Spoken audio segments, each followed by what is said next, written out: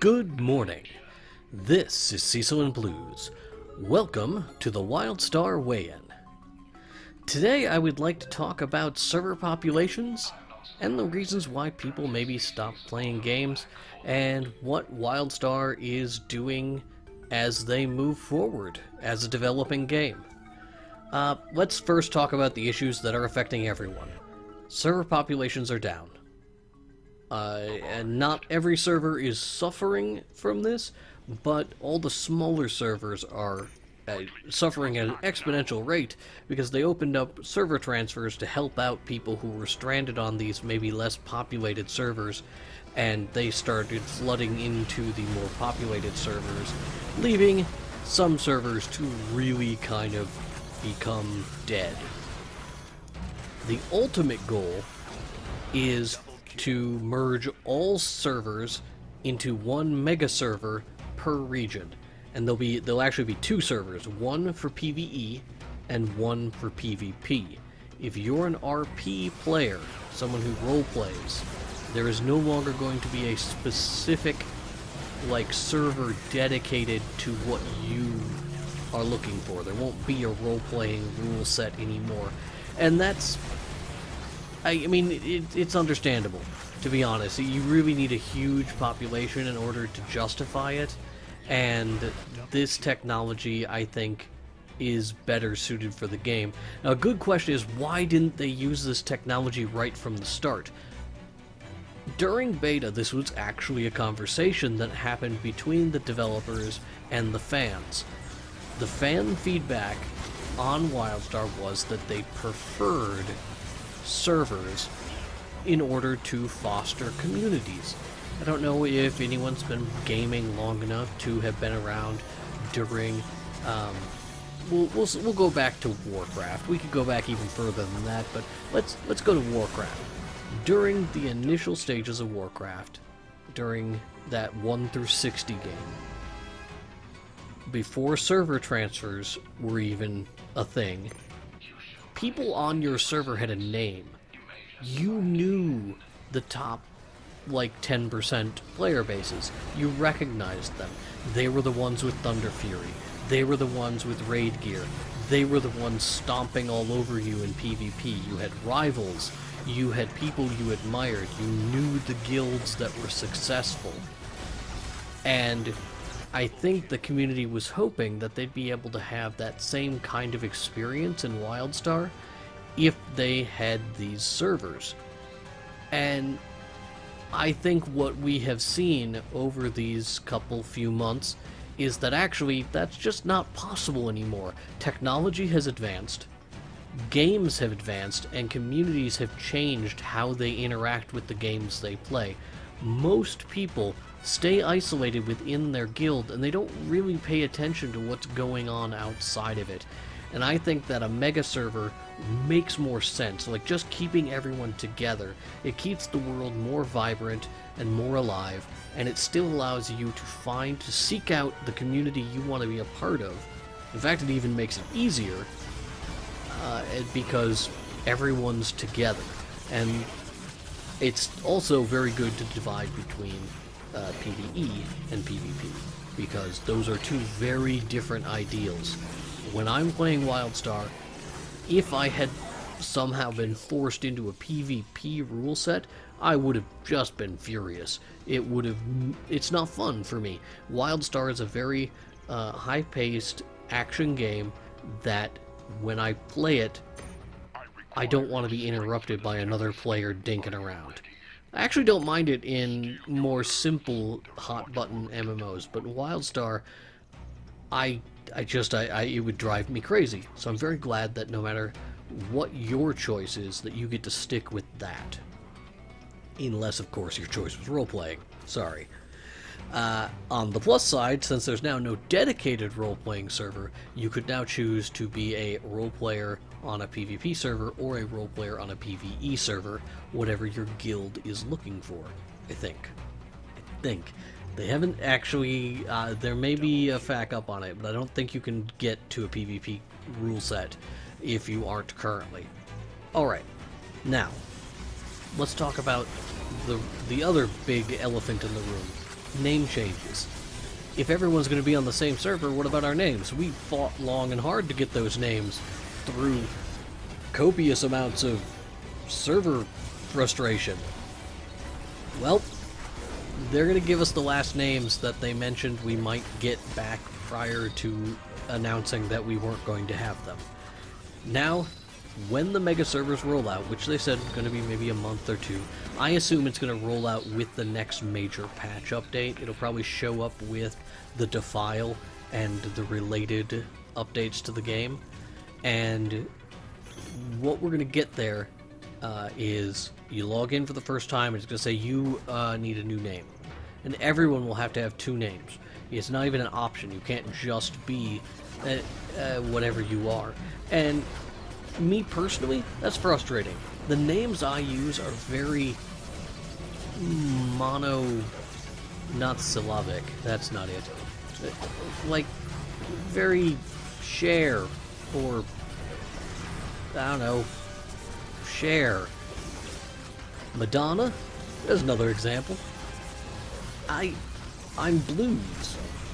That's who I am. It doesn't fit really well with the last name. I struggled with this in Guild Wars, and I've had a name that I just don't like for the entirety of my Guild Wars career, which Guild Wars remains the best game I don't play, because the way they move their story forward, I always feel like I've missed so much that it's awkward to come back and play.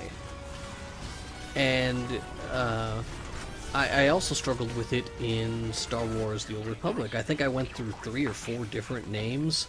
Every time they allowed us to change our legacy, I kept picking new ones because I couldn't come up with something good. And so I'm going to have to struggle with that in Wildstar too. And I have to struggle with it for all my characters. I believe we will be able to have all of our characters, because I have 6 Dominion and 6 Exile characters on 2 separate servers. I'm curious to see how those merge together. That will be the next big elephant in the room, and I guess we'll just have to burn those bridges when we get to them. Those are the major changes that are coming as far as dealing with server population. Also, we are looking at some changes to the game. I'm not sure if I talked about in a previous episode the changes that... No, I know I have. I've talked about the way that they are addressing the attunement changes, and that I support them. And I think that's just making the game a little bit more accessible. Not making the content easier, but making it easier to get to the content. And then that can be where the challenge should be in performing the content, not in spending the time to open the door in order to do the content that's fun. That seems to be a big problem with MMOs. It always has been, that you spend so much of your time getting to the fun part that a lot of people just burn out and aren't interested in playing anymore. So hopefully they'll continue to make strides there. We have a new dungeon coming, we have a new zone coming. They announced that we would also have a solo instance coming that's designed to be replayable. So we'll see how that works. The Drusilla instances were not designed to be replayable. They were story heavy, and it'll be interesting to see how they make that replayable. Now, let's talk about me and my friends, and maybe shed some light on why people aren't playing Wildstar anymore. Why the fall off? So let's just, when I started playing, I think 8 of my friends joined with me, and we joined a fairly large community guild, and the thought was that those of us who are casual, myself included, more interested in smaller group content with our close friends, would be able to be hanging around and able to interact with our friends, and our more hardcore friends would be part of this larger guild and able to go in and perform raids and do the things that they find really engaging. And that way we would all have something. As it turned out, our most hardcore players were actually the first ones to stop playing. Drash, he is a hardcore raid leading tank. It's what he does, it's what he likes in MMOs. is really cutting-edge content. He hit Aurora leveling through Dominion content, and he gave up. He just found the quest flow to be frustrating and not fun, and he just stopped.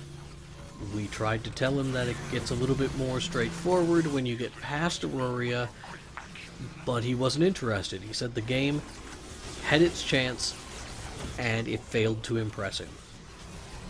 I can't fault him for that. He currently plays Final Fantasy XIV, and he loves it. He is a huge Final Fantasy fan, and he always wanted Final Fantasy XIV, back when it bombed originally, he always wanted it to basically take the idea of World of Warcraft and add a Final Fantasy theme. That's what he wanted, and he got it. And so he plays that, and he has fun. Let's talk about Joe. Joe is another great friend of mine. He's more... he's good, right? He's the type of player, he's always top of the meters. And that's what he excels as, really learning the game and becoming the best. Joe has grown up and has a job. He works 60 to 80 hours a week sometimes. And as a result, he just doesn't have time to play an MMO. The first month Wildstar was out, I think he logged in twice. He was like level 3. He didn't make it off the Ark ship. He finally made it off the Ark ship somewhere in the middle of month 2. And by then, everyone was so far beyond him that he didn't really have anything to do. He just didn't feel connected, and he just let his subscription lapse. Let's go to the opposite end of the spectrum. Look at Max. Max is a hardcore, DPS number cruncher who blitzes content. He is a content locust, as it's been described. He was max level within 3 days. He was running gold level adventures, veteran adventures, and veteran dungeons with the cream of the crop in our guild. And then by the end of the second week, he realized, you know what, I don't have the time for this. I want to do other things. I have to work. I want to... he's training for a Tough Mudder, and he exercises. He wants to stay in good health. He still loves video games. He plays a ton of Diablo. I've seen him on Diablo every day for the last week. But the difference there is he doesn't have to log in every day. With a raiding guild, if you're a part of that culture, you have an obligation to the other people, and that makes it hard. So, he let it slide.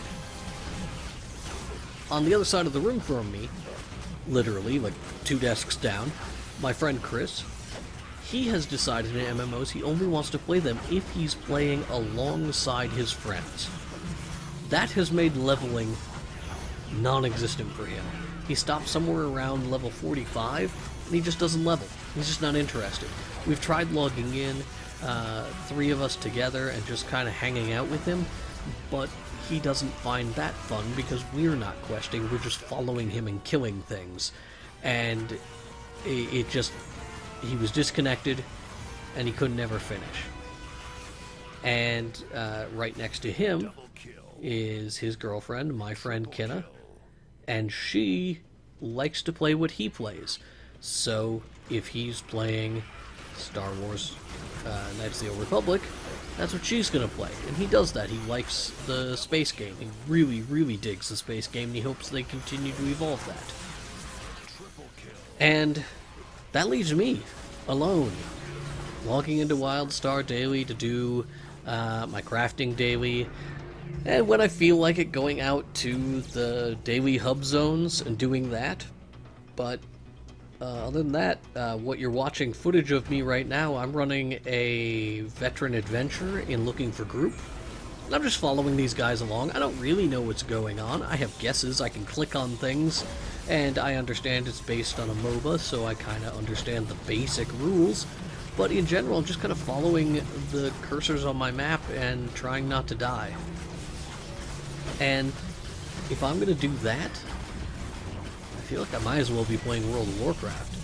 At least I have 10 years invested in that game.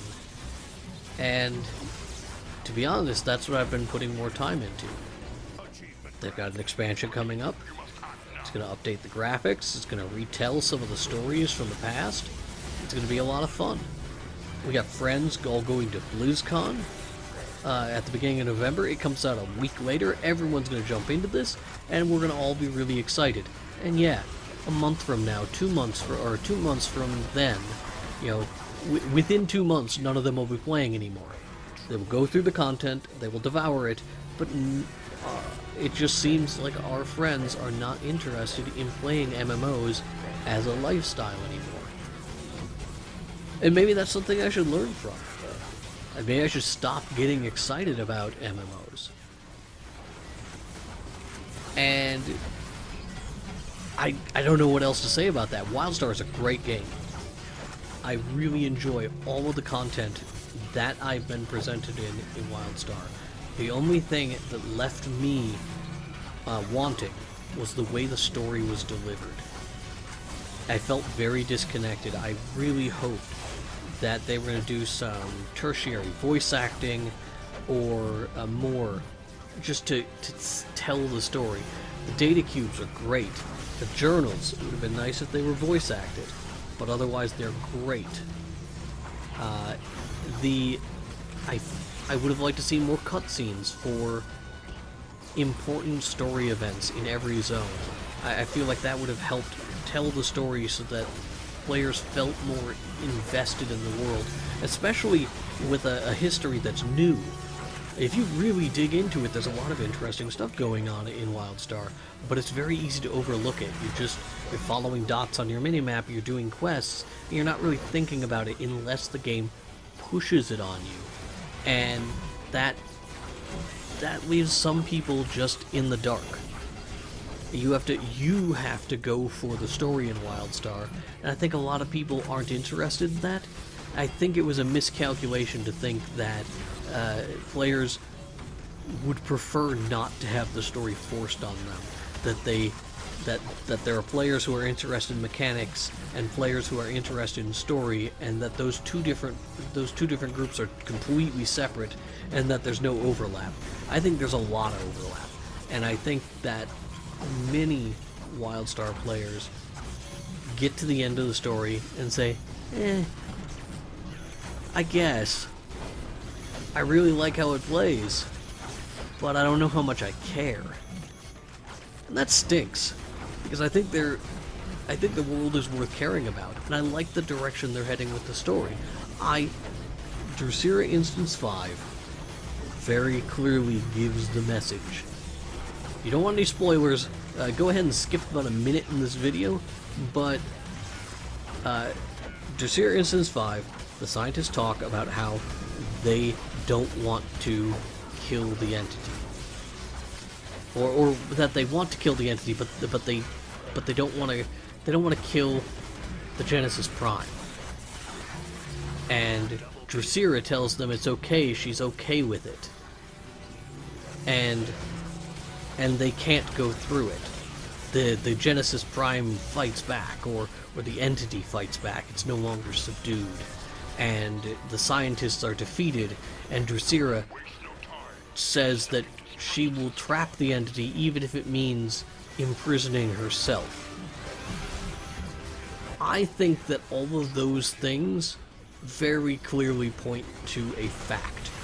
That Drusilla and the entity are the same person. They are one thing with a split personality.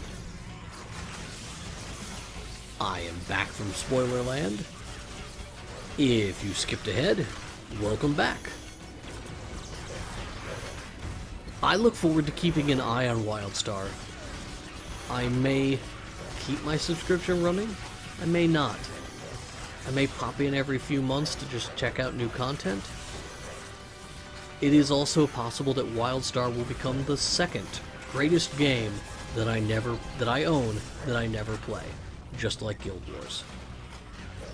I hope that's not what happens, but it is entirely possible. I thank you for tuning in. I will be unlikely to do a weigh-in on a weekly basis. I will do a weigh-in when I feel like it's appropriate. And I appreciate you listening, and I hope you have a great day.